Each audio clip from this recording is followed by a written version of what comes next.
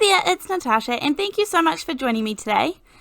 This project today is going to be focused around using some of the shimmer powders or explosion powders or pixie powders, however you may know them. There are lots of different brands out there, and I'm going to be using some of these today to do some kind of bulk batch card making and really just using lots of backgrounds. Now, of course, you can use any backgrounds for any of these techniques today, but I'm going to begin with the explosion powders for this one.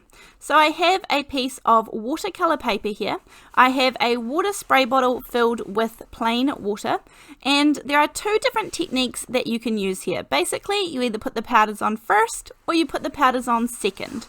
So this is the first technique where you put the powder down first and then you can spray your water from your water bottle. Now, there are you can choose here where you want to go. You can see I have a little bit of water sprayed down on here, and the colors there's a whole lot of texture to it, and it's like almost nice and grainy texture.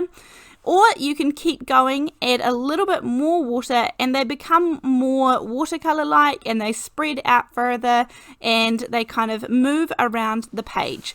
So you can decide what kind of look that you are going for with these powders, and of course you won't be able to see all of the gorgeous shimmer until later on. This is the second technique here. Now I have the same piece of Tim Holtz watercolor paper, and I'm going to spray a little bit of water on the back as well, and that stops it curling up and then your powders running where you don't want them to. I'm going to be using the burnt orange pixie powder. This one's from Cosmic Shimmer. And so you can see I added water to the front of the page first, so that when I put the powder down, it's already kind of exploding all over the place. But I am going to add a little bit more water so that I kind of keep going until I get the look that I want to. So basically you can either add the water first or second. So it's up to you what kind of look you are going for. And with these, it is there's no rhyme or reason as to where all of the color goes, where all of the water goes. I'm just going to make lots of these different backgrounds and have a bit of a play around. Now this one here is the Nuvo shimmer powders, and this is the Sunray Crossette, maybe, I'm not sure how you say that, but these ones are a little bit different because I find that they have several different colors in them. So you can see that this one is sort of yellows, oranges, and quite a lot of pink in there. So whereas I find that the Cosmic Shimmer Pixie powders are more that straight one color that you're kind of looking for. So it depends what kind of look you're after. I also find that I think the Cosmic Shimmer ones have a little bit more color to them. I feel like I have to put much more product on of the Nuvo ones to get the same depth of color, but that could just be me and that's my preference, so it's up to you. Now, obviously, there are also lots of other companies that do these. These are just a couple that I have. I don't have too many of these on hand. As I've said in previous videos, I have a really small craft space, so I have to choose carefully the products that I want to have. So I don't have full set syndrome where I have to kind of have the full set of anything. I really just buy the products that I absolutely want or need in my crafting space, and I have to choose carefully. Now this one is the Aubergine Dream. Now this one is a gorgeous purple color, purples and pinks. And again, you kind of can't see the shimmer on these until they are dry. But I am just going ahead and making a whole lot of pretty simple backgrounds. Some of them I end up mixing, and some of them I end up going for just one color. So here I've used kind of the orangey one and then also the Nuvo one. I'm mixing different brands together, and I find that that works absolutely fine. Now I just want to show you, I'm leaving this one in because I thought that I had ruined this. After I had put the two together, so this is the burnt orange from Cosmic Shimmer and then the Sunray one from Nuvo, and then I picked up my paintbrush to move some of the colour around, and I had forgotten that I just used it with the turquoise one. So what am I going to fix that? I am going to use the purple and try and cover that mistake up. So I popped on some of the Aubergine Dream and sprayed around a little bit of water, and I'll see how that turns out at the end. I wasn't going to lose it. I thought I'd better try something to try and cover it up and see how it goes. You can also use these in a different way as well. So this is the Peacock green, and I am going to kind of use a paintbrush to mix this around with the water until it just really becomes a paint, like a liquid dye, shimmery paint. Now, you can do this off the page as well. You could do this on your non-stick sheet, but here are the results when they are all dry, and you can see the most gorgeous amount of shimmer on these. So even though they are varying degrees of being left alone, and some of them I added more water, I added less, some of them I kind of used a paintbrush to change it up or mix it in, and some of them I just left alone. But I do feel like you can't get a true appreciation of them until they are dry, and I mean, maybe even seeing this in person, this gorgeous shimmer. It is really, really shimmery. So I was impressed with that. This is the one that we just painted over top, and this is a just kind of all over shimmer. It's a beautiful, beautiful kind of two-tone.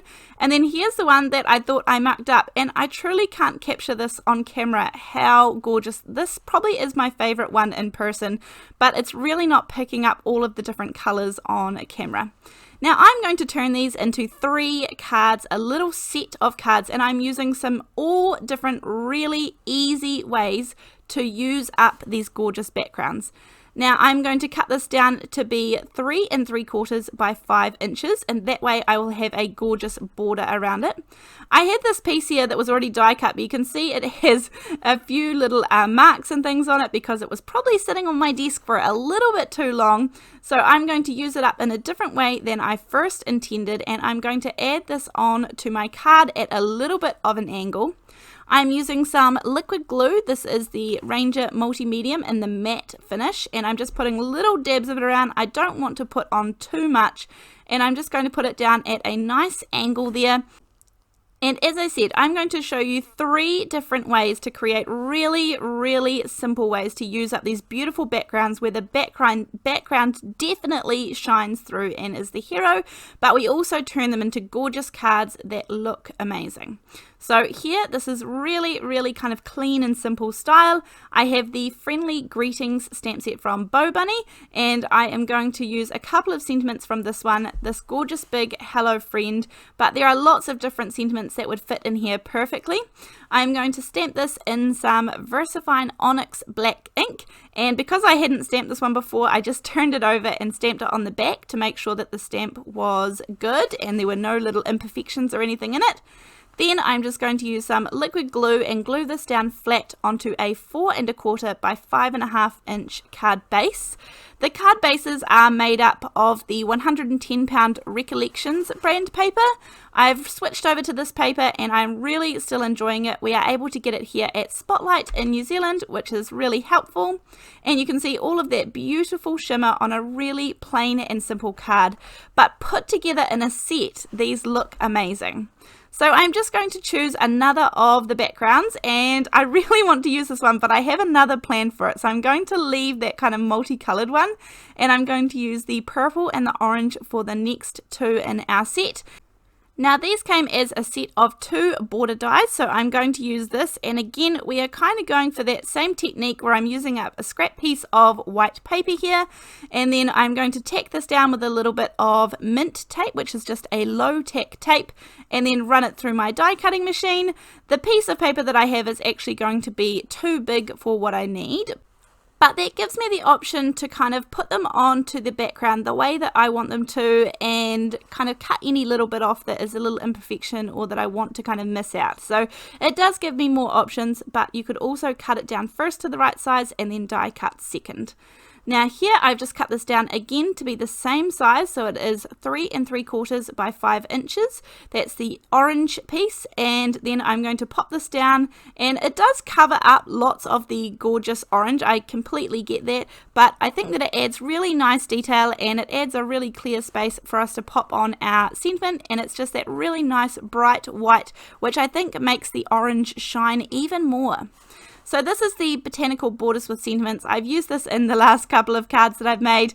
It's just a really handy stamp set, and I'm just going to do the big happy birthday down the bottom.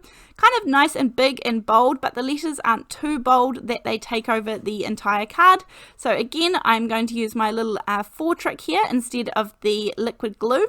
I just pull all 4 tabs out, and then that middle little tab in the center, and then I can line it up really nicely onto my card base. And then just take a second to appreciate all of that gorgeous shimmer. Then I'm going to move on to the last in our set, and this one is a really fun one because I'm sure you all have stacking die sets that could either be squares or ovals or circles.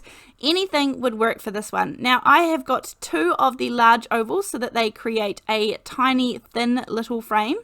Then I'm going to take a couple more ovals and I want to create another frame, but these ones are slightly further apart, so it's going to create a bit of a thicker frame. I use a little bit of that low-tack tape facing up. At the moment the dies are facing cutting side up, and I'm able to kind of set them in the right place.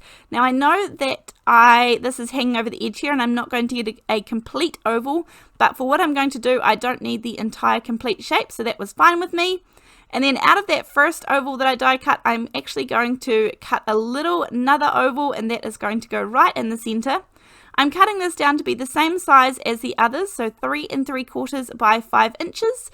And then this is super simple, but I think this looks really good in the end. Anybody is able to do this with the stacking die sets that you have, and they are a really good die set to have in your stash. They are very handy and very versatile. So I've popped a little bit more glue on that final little ring there, and then there's all those different sizes and thicknesses of the ovals. And then when I turn it over and I'm able to cut off all of the excess from the back, it leaves a really nice design that was simple and easy to create with no real specialized dies other than our stacking oval ones. So again, I'm going to pop a sentiment there in the middle, and I'm going to come back to that BoBunny stamp set. That one has lots of really good greetings, and this one is going to be the sending hugs one. I'm going to stamp all of these in the same VersaFine Onyx black ink, which keeps them all coordinating and looking like they belong in a set together.